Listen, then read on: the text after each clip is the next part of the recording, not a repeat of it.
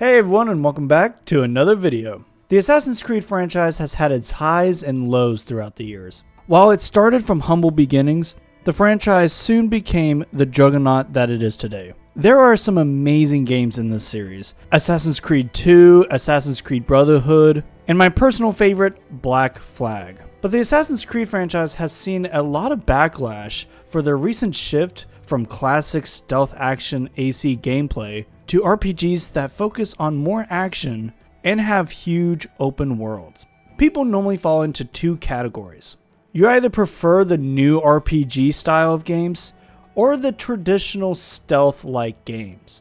I for one prefer the more traditional Assassin's Creed gameplay.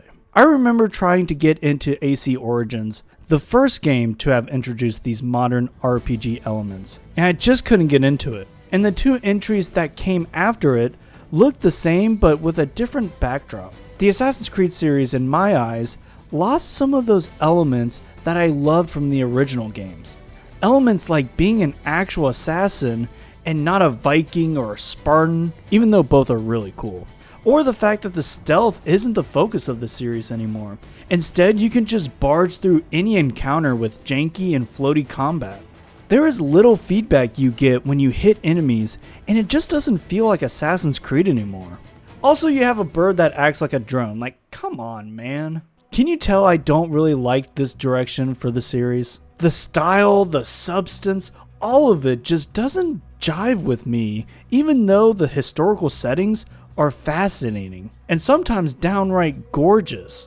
However, with all of that being said, Assassin's Creed Shadows actually looks really good. Why would you say something so controversial yet so brave? It has me kind of excited to get back into the franchise. But before I get into why I'm looking forward to Assassin's Creed Shadows, if you like this video, go ahead and hit that like button and subscribe for more content like this. It really does help out the channel a ton.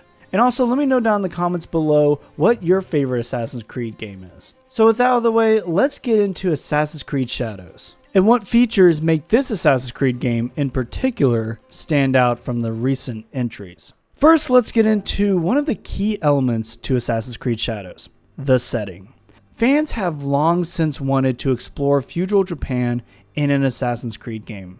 Not only do ninjas and assassins complement one another very well, but Japan has a rich history with many periods to choose from as a backdrop for a historical franchise. It seems like Shadows is capitalizing on this setting by including 4 seasons that are said to change up the way you interact with the environment.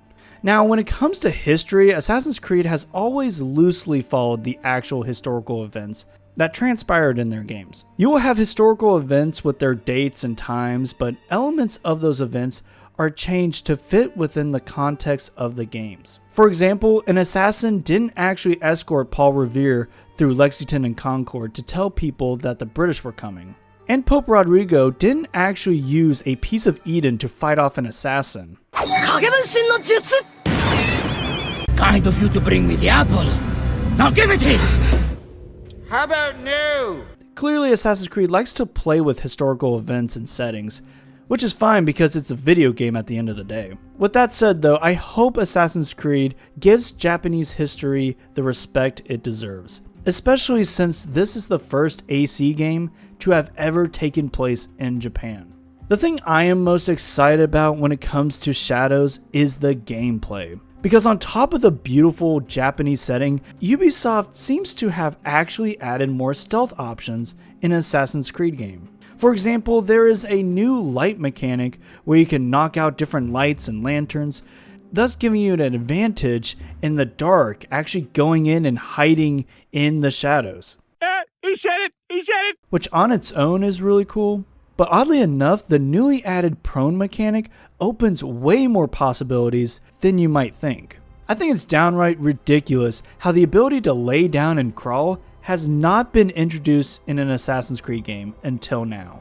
Like, how was this not a thing in Assassin's Creed 2 and beyond? This legitimately might be the best addition in the game.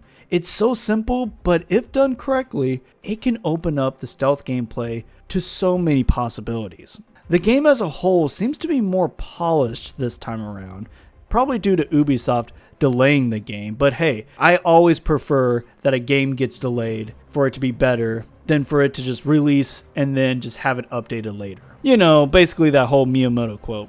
I don't know if it's just me, but the game seems to have more weight in things like combat and parkour. The parkour in particular actually looks to be more improved than recent AC titles as well, even more so than Assassin's Creed Mirage. Although it's a shame to see that Assassin's Creed Parkour is still not on the level of AC Unity. That game just has incredible traversal, and it's unfortunate that newer installments are still trying to catch up. With that said, Assassin's Creed Shadows seems to be adding a lot to the parkour with the introduction of a grappling hook and assassin flips. This is so unnecessary, but dang does it look fun. The dual protagonist makes a comeback, however this time around, each character has their own strengths and weaknesses. Naoe is the traditional assassin with more stealth and traversal mechanics that make her more viable for certain situations. Yasuke is the samurai that acts more like a tank, and he can just go in guns blazing, or swords in this case. But his speed and his traversal is very limited. He can't even do the leap of faith right. I actually really appreciate how these characters play very differently from one another, making each encounter different depending on who you choose. We have had dual protagonists in the past, but they were not this different from one another. Like Jacob and Evie from Assassin's Creed Syndicate had essentially the same gameplay mechanics, just had slightly different abilities. Finally, we have an addition that, if done right, can be a huge game changer: base building. Yep, in Assassin's Creed Shadows, you can actually create your own hideout like a Sims game. This seems to be more in depth than in previous games. For example, you can build your entire base from scratch in this grid-like mode. You can also have companions and even pets at your hideout, and you can have them roam around. You can also recruit scouters, which can help you in missions. We'll have to wait and see until the full game to see if this mechanic complements the rest of the game, or if it's just there to be a nice side activity. Either way, sign me up. Overall, Assassin's Creed Shadows seems to be an exciting new entry for fans both old and new. Only time will tell if this game will actually be fun to play, or if it will have the same issues as previous Assassin's Creed entries. Let me know down in the comments below if you are actually looking forward to this entry or not. I know this game has had a lot of controversy behind it, but in terms of gameplay, how are you guys feeling? Are you excited? Are you not excited? Does it look like the same old Ubisoft game that we've been getting for these past few years? Let me know, and before you go, consider subscribing for more content like this. I do reviews, news, and occasionally stream, so be sure to stay tuned for more to come. And as always, I'll see y'all next time. God bless.